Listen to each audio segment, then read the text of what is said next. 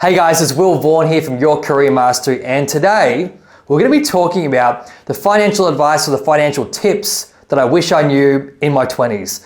So these are the things that if I could go back in my 20s and take my 20-year-old or 25-year-old self aside and say, hey buddy, here are the things you need to look after in your 20s to really set yourself up with financial success in your late 20s, early 30s, 40s and beyond.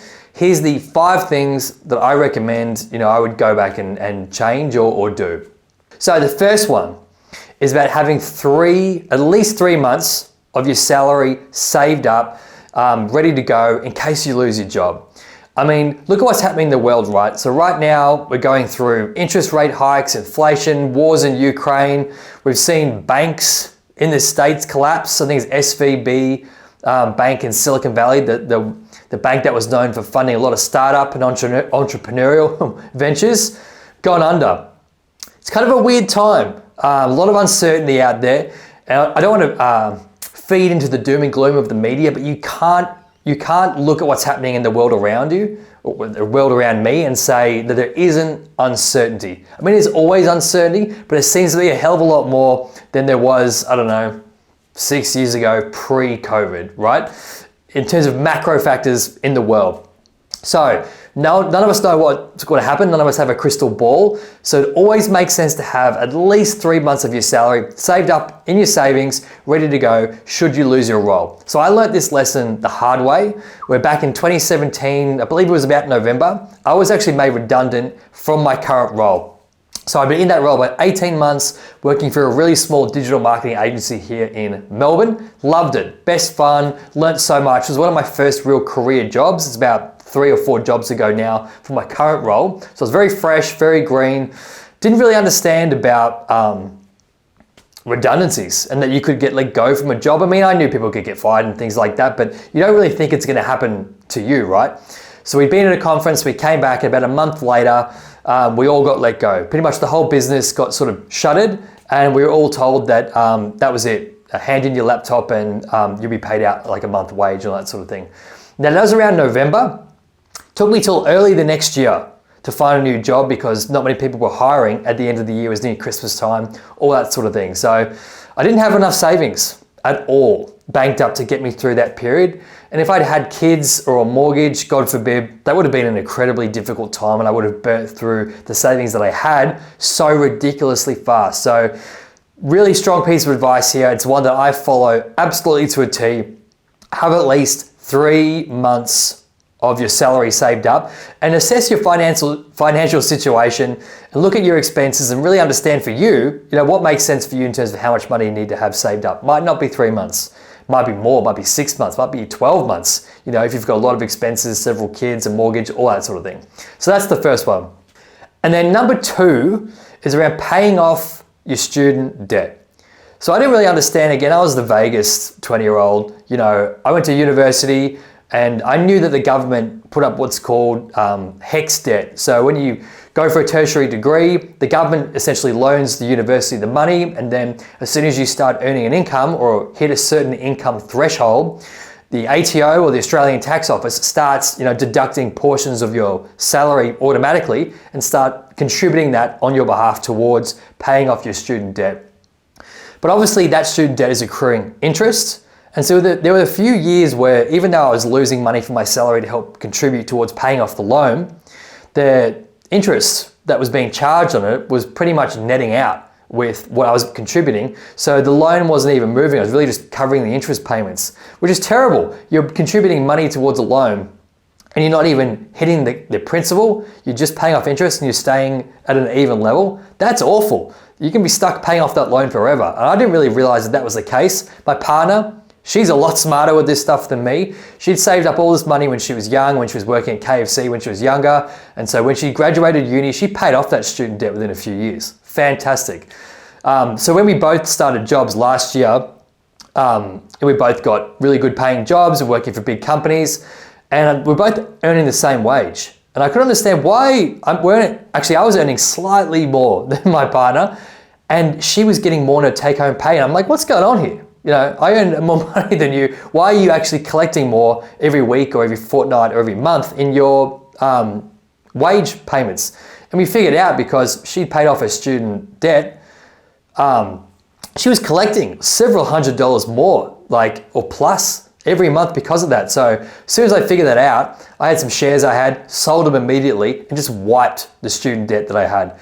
Had I known this in my 20s, I would have gotten rid of that debt as soon as possible. So, it's not sexy, it's not that fun to look at paying off your loan payments, but oh my God, in the long term, you will thank yourself, because as you get into your 30s, I'm 33 this year, you need that money. You want that money for travel, for investing in things like any side hustles or side projects you want to get off the ground. Maybe you've got a mortgage, maybe you want to have children. These are things that require a lot of money.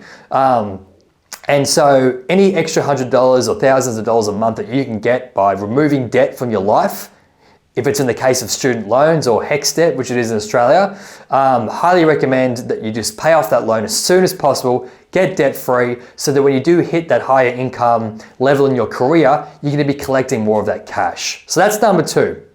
Tip number 3 is about not being a complete idiot with credit cards.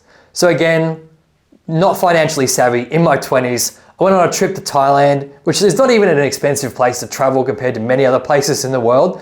But I took out a credit card before I went. So I had some cash saved from working just a catering job here in Australia, but then I also took out a credit card just to cover myself. And of course, I ended up spending money on the credit card when I was traveling because I was 21 and why not? But then I came back from the travel and I still had the credit card and I was still using it to go out with friends and go out on Saturday night because I was at university and I had no money, all that sort of thing.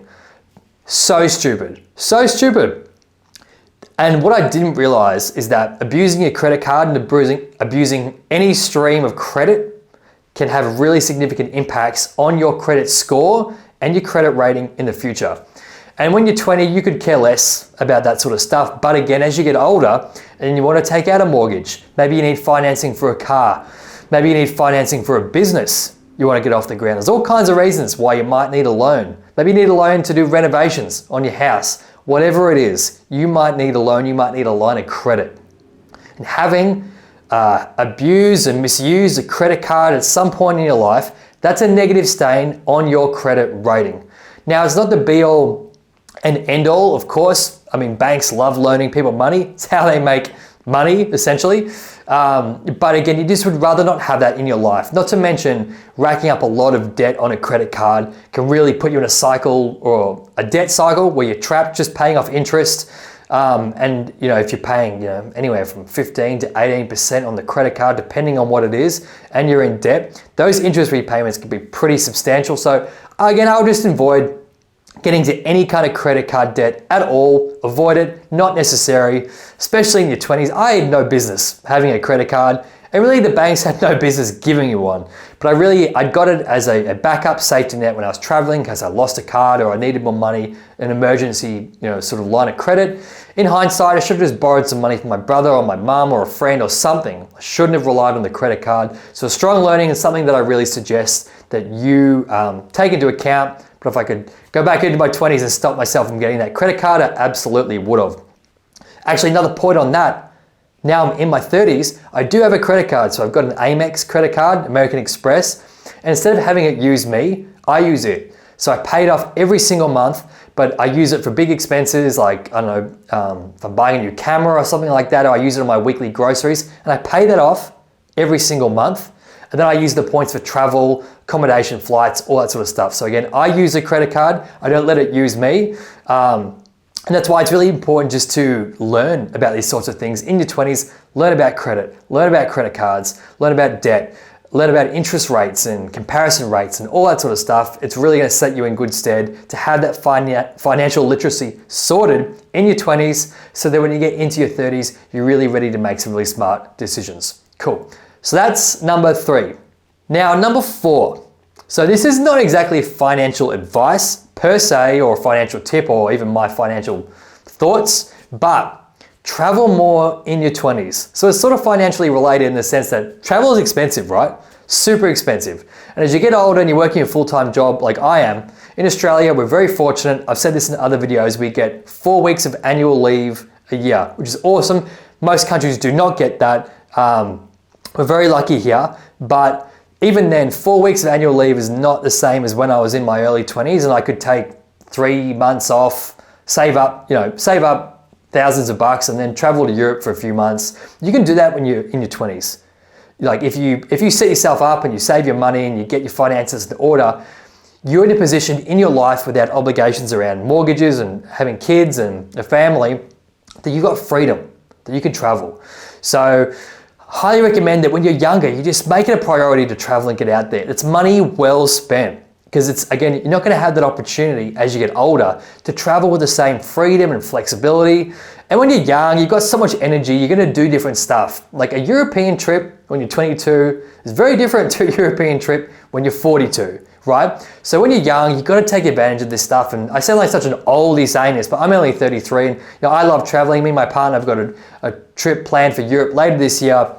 But again, it's 3 weeks, 4 weeks, very different to backpacking when you're like 22 for like 6 months, going to Germany and France and all this sort of stuff. So if you're young and you're in your early 20s, mid 20s, hell, if you're in your early 30s, take the time to travel because as soon as you get locked down with other financial commitments, a full-time job, children, you're not going to have the same freedom and flexibility. So it's money well spent. I highly recommend you do it. And you don't regret spending the money. Like sometimes I've traveled and I was like, oof, that trip was expensive. But then you fast forward a year, 2 years, you don't miss the money, right? It's an investment in your life, essentially. So highly recommend you do it.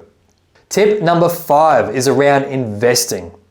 So there's 2 parts to this. When you're in your early 20s, not only do I suggest about learning about investing, but also doing it and doing it, learning through doing, right?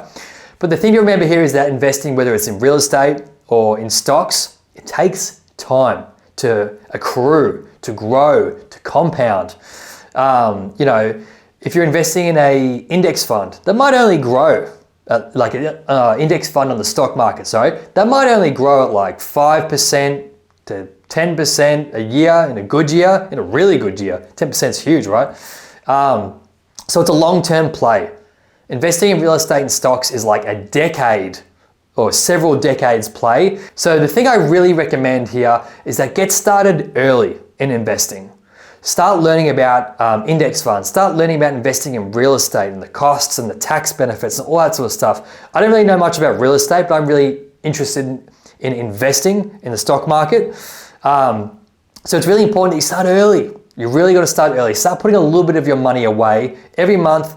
Start learning about index funds and go talk to a financial planner. Like don't take necessarily financial advice from me. I think the main tip for me is just to start learning about it, seeing what the opportunities are, seeing what makes sense to you. And once you have a feel for that, you can go and talk to a professional who can tell you, what to do with your money, what they recommend, what's high risk, what's low risk, and what your risk appetite even is.